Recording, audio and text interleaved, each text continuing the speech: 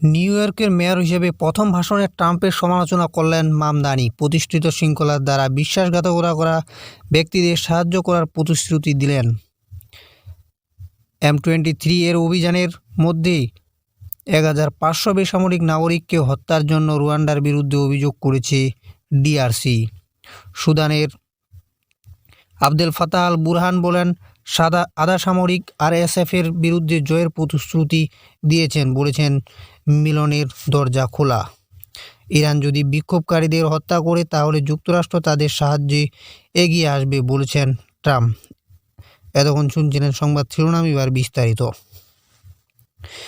বৃহস্পতিবার new York সিটির mayor হিসেবে শপথ গ্রহণের পর তার প্রথম বক্তৃতায় জোহরান মামদানি রিপাবলিকানদের প্রতি আক্রমণ করে প্রতিষ্ঠিত ব্যবস্থার দ্বারা বিশ্বাসঘাতকতা করা ব্যক্তিদের সাহায্য করার অঙ্গীকার করেন। তিনি বলেন যে তিনি নিউ ইয়র্ক সিটিকে বিস্তৃতভাবে এমন সাহসিকতার সাথে শাসন করবেন।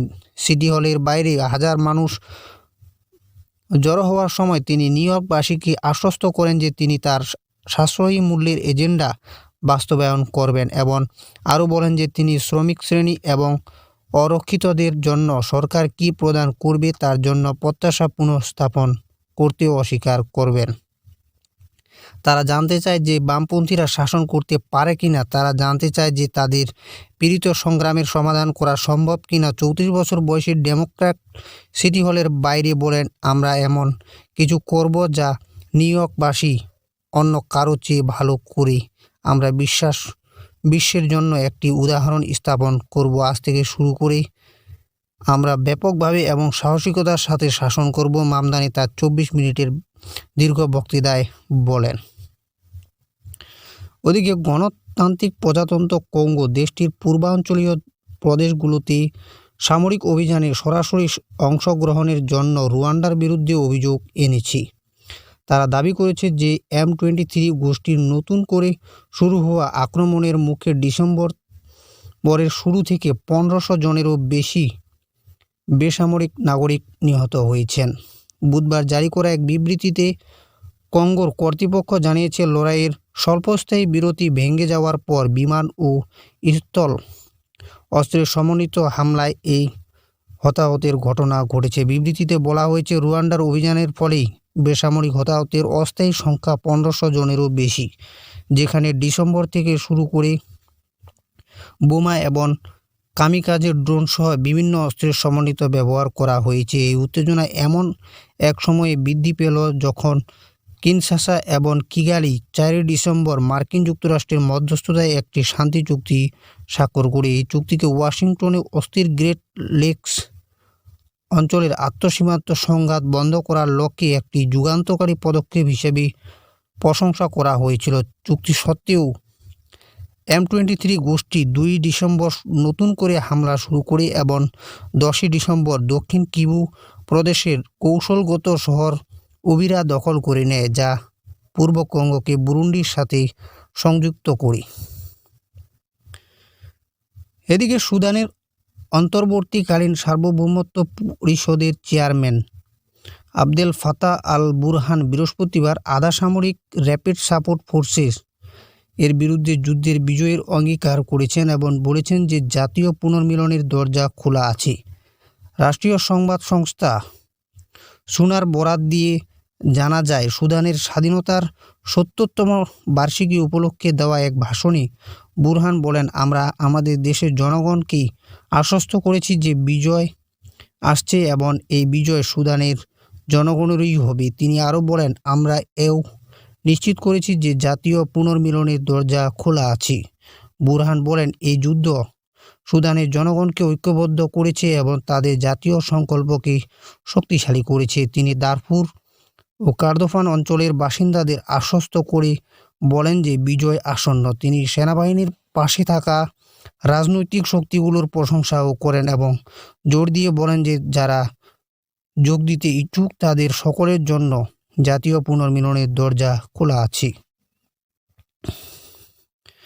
এদিকে প্রেসিডেন্ট ডোনাল্ড ট্রাম্প শুক্রবার বলেছেন যে দেশে জীবনযাত্রার ব্যয় বৃদ্ধির প্রতিবাদে বিক্ষোভ সহিংস রূপ নেওয়ার পর ইরান যদি বিক্ষোভকারীদের হত্যা করে তবে যুক্তরাষ্ট্র জবাব দিতে প্রস্তুত ও উদ্যত রয়েছে।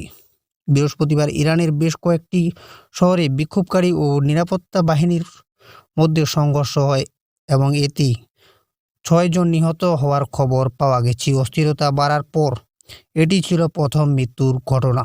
রাজধানী তেহরানের দোকানদাররা রবিবার উচ্চ মূল্য এবং অর্থনৈতিক স্থবিরতার প্রতিবাদে ধর্মঘট পালন করেন, যা পরবর্তীতে দেশের অন্যান্য অংশেও ছড়িয়ে পড়ে। ট্রাম্প তার ট্রুথ সোশ্যাল প্ল্যাটফর্মে বলেছেন, যদি ইরান শান্তিপূর্ণ বিক্ষোভকারীদের গুলি করে এবং নৃশংসভাবে হত্যা করে যা তাদের রীতি, তবে মার্কিন যুক্তরাষ্ট্র তাদের উদ্ধারে এগিয়ে আসবে। এই রিপাবলিকান নেতা আরও বলেন, আমরা প্রস্তুত ও উদ্যত আছি। ইরানের ফার্স বার্তা সংস্থা বৃহস্পতিবার জানিয়েছে, চাহারমহল ও বখতিয়ারি প্রদেশের লরদেগান শহরে নিরাপত্তা বাহিনী ও বিক্ষোভকারীদের মধ্যে সংঘর্ষে 2 জন এবং প্রতিবেশী লোরেস্তান প্রদেশের আজনাতে 3 জন নিহত হয়েছেন। ইরানের সর্বোচ্চ জাতীয় নিরাপত্তা পরিষদের সচিব আলী লারিজানি শুক্রবার রিয়ালের মূল্য পতনের জেরে বিক্ষিপ্ত প্রতিবাদ নিয়ে ট্রাম্প মন্তব্যের প্রতিক্রিয়ায় বলেছেন, সাম্প্রতিক বিবৃতিগুলো পর্দার আড়ালে ইরানের শত্রুদের মধ্যে গোপন সমন্বয়কে উন্মোচন করেছে। লারিজানি ওয়াশিংটনকে সরাসরি সতর্ক করে দিয়ে বলেছেন, ট্রাম্পের যে কোনো হস্তক্ষেপের পরিণাম সম্পর্কে বোঝা উচিত। তিনি বলেন, ট্রাম্পের জানা উচিত যে এই অভ্যন্তরীণ বিষয়ে মার্কিন হস্তক্ষেপের অর্থ হবে পুরো অঞ্চলকে অস্থিতিশীল করা এবং আমেরিকার স্বার্থকে ধ্বংস করা। তিনি মার্কিন জনগণের উদ্দেশ্যেও বলেন, আমেরিকান জনগণের জানা উচিত ট্রাম্প এই দুঃসাহসিকতা শুরু করেছে, তাদের নিজেদের সৈন্যদের নিরাপত্তার বিষয়ে সচেতন থাকা উচিত। ইসলামী বিপ্লবের নেতা আয়াতুল্লাহ সাইয়েদ আলী খামেনির প্রতিরক্ষা পরিষদের প্রতিনিধি আলী শামখানিও বিক্ষোভকারীদের উদ্ধার করার জন্য ট্রাম্পের হস্তক্ষেপের প্রস্তাব প্রত্যাখ্যান করেছেন। তিনি বলেন যে ইরানিরা যুক্তরাষ্ট্রের উদ্ধারের রেকর্ড সম্পর্কে ভালোভাবেই জানে। ইরান, ইরাক, আফগানিস্তান থেকে গাজা পর্যন্ত যে কোনো অজুহাতে ইরানের নিরাপত্তার দিকে এগিয়ে আসা যে কোনো হস্তক্ষেপকারী হাতকে এমন জবাব দিয়ে কেটে ফেলা হবে যা অনুশোচনার সৃষ্টি করবে। ইরানের জাতীয় নিরাপত্তা একটি রেড লাইন, এটি দুঃসাহসিক টুইটের বিষয় নয়। এই ছিল আজকের গুরুত্বপূর্ণ সংবাদ। সঙ্গে থাকার জন্য